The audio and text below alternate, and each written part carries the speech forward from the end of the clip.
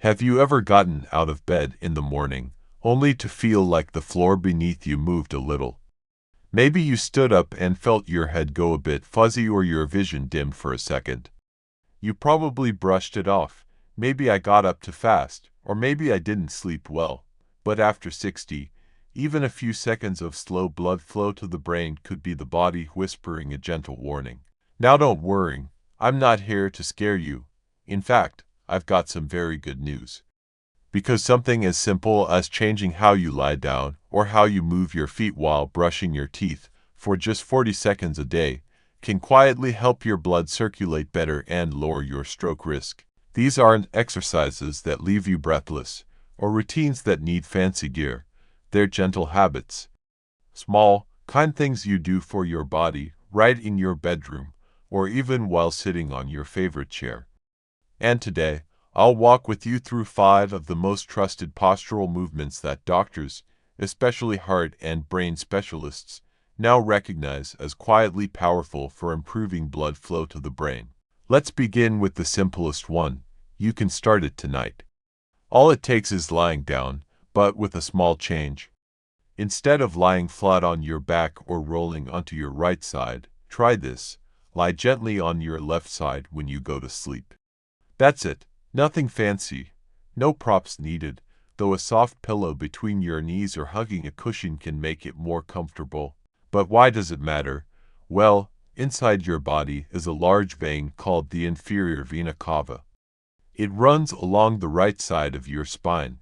Think of it as a main highway. It carries blood back up from your legs and abdomen to your heart.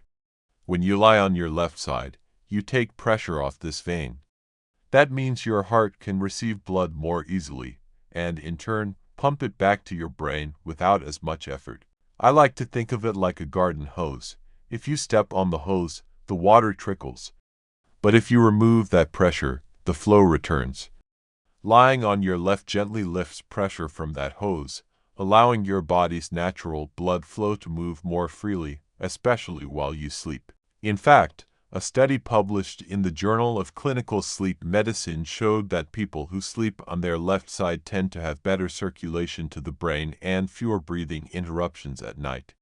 For older adults, that can mean better oxygen to the brain, steadier mornings, and a gentler transition from sleep to wakefulness. I started this habit myself years ago, after I began waking up feeling a little foggy. Now, when I lie down at night, I take a slow breath, roll to my left side, and feel like I'm giving my heart and brain a little help for the hours ahead. And the best part, it costs nothing. It takes no extra time. Just one small shift of your body, and you're already doing something good for your circulation. Now, let's move from the bed to something you can do while standing, maybe while brushing your teeth, waiting for the kettle to boil, or even watching the microwave count down. This one takes just 40 seconds, and it helps your legs become little pumps that push blood up toward your heart and brain. All you need to do is rise gently onto your toes, like you're reaching up to grab something from the top shelf, then lower back down. Up again, down again, slowly, with control. Try doing this for about 15 to 20 repetitions. It takes around 40 seconds total. What's happening here is a wonderful thing. When you lift your heels and use your calf muscles, you're activating something doctors call the muscle pump. Your calves act like a second heart. They squeeze the veins in your legs and push blood upward, back toward the heart. This is especially helpful for seniors, because as we age, our veins and valves in the legs can weaken, leading to blood pooling down low, swelling, and in some cases, dangerous clots. The Cleveland Clinic actually recommends this movement, what they call heel raises, as a daily tool for seniors to help prevent deep vein thrombosis, a condition where blood clots form in the legs and can travel up to the lungs or brain. And you don't need to treat this like an exercise class. There's no rush. You can hold onto a chair, a countertop, or the edge of your bed for balance. Focus on gentle, steady movement. I do it right after I brush my teeth in the morning and again in the evening. It's become second nature, like washing my hands. You'd be amazed how these small, consistent things make a difference over time. My legs feel lighter, I notice less swelling by the end of the day, and best of all, I feel more confident knowing I'm keeping my blood flowing in the right direction. You might be wondering, is it really that effective?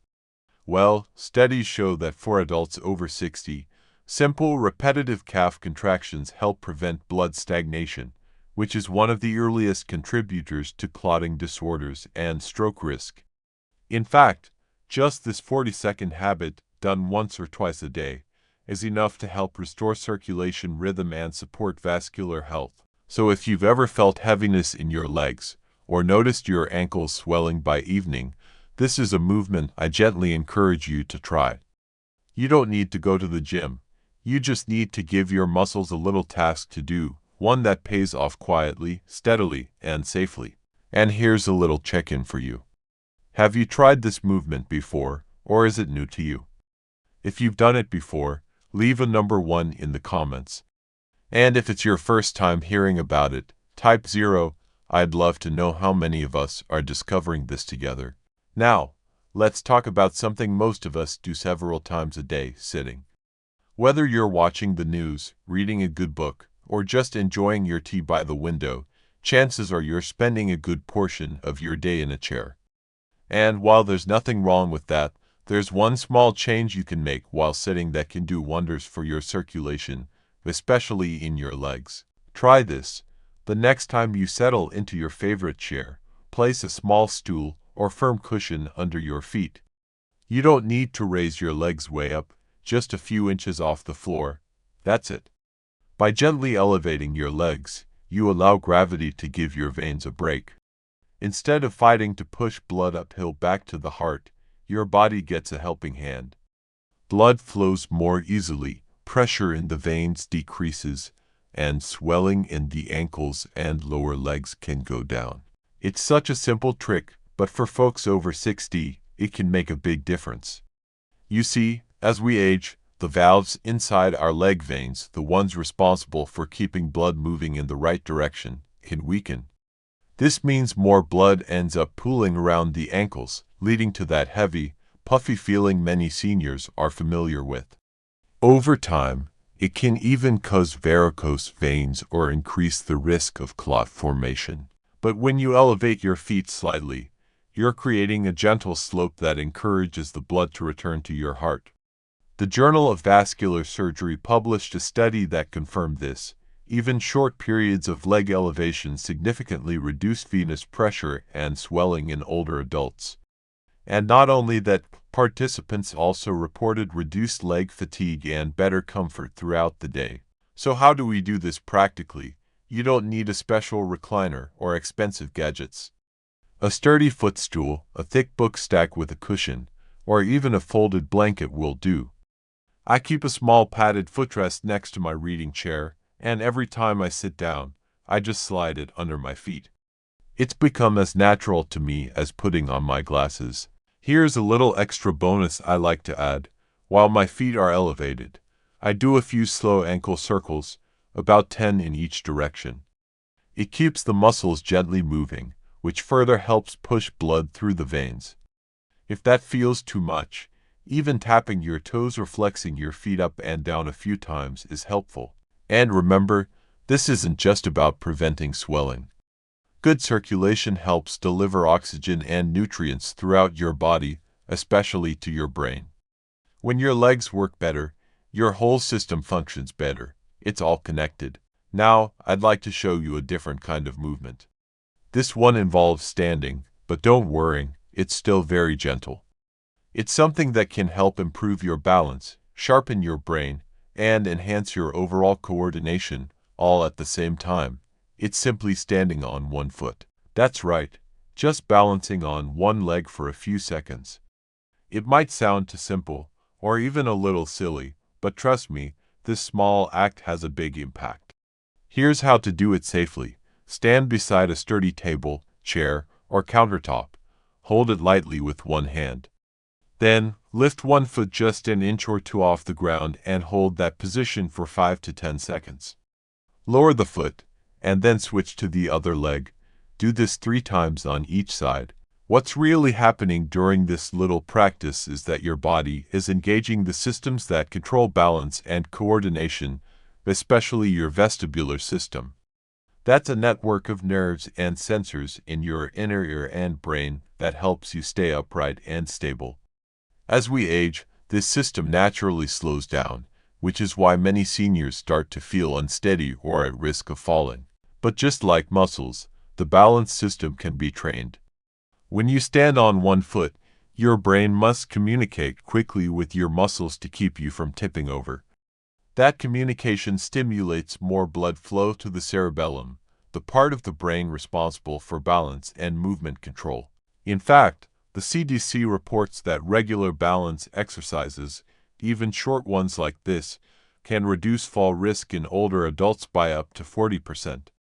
And researchers in the field of vestibular rehabilitation have found that balance challenges improve neuroplasticity, which is your brain's ability to adapt and maintain healthy blood flow patterns. So, by simply lifting one foot off the ground, you're not just strengthening your legs, you're giving your brain a mini workout too. You might be surprised how much this engages you. The first few times I tried, I had to hold onto the counter quite firmly. But over time, I noticed I could balance a little longer, and now, it's a part of my daily rhythm.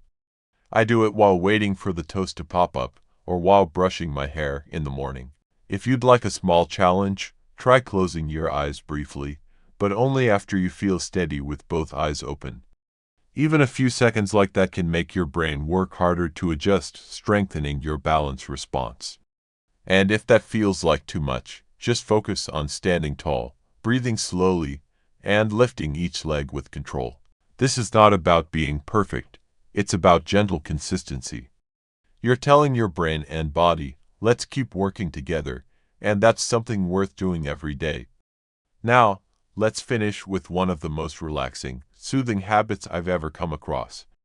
If you've been on your feet all day, or you've noticed your legs feel heavy by evening, or you just want a quiet moment to help your heart and brain settle down, this is for you. It's called Legs Up the Wall. And yes, it's exactly what it sounds like.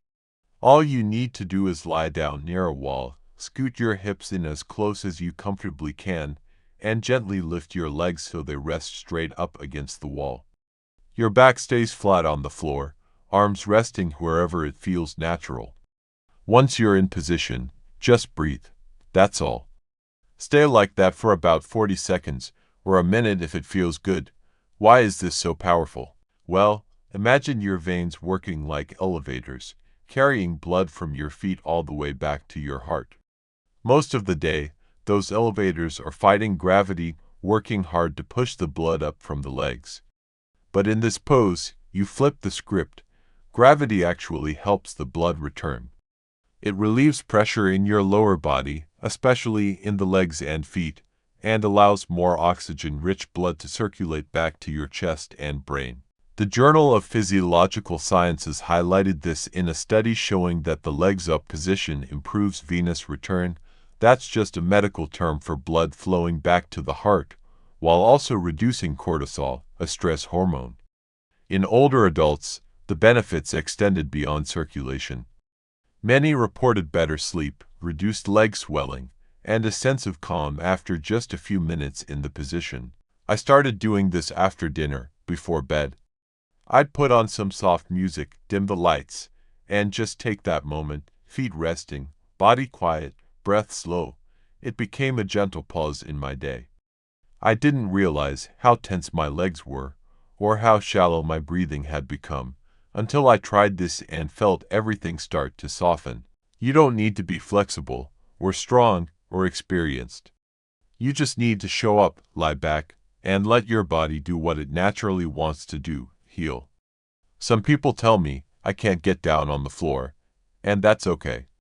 You can modify it by lying on a bed and resting your legs up against the wall, or even using a chair instead. The key is to get those feet above the level of your heart.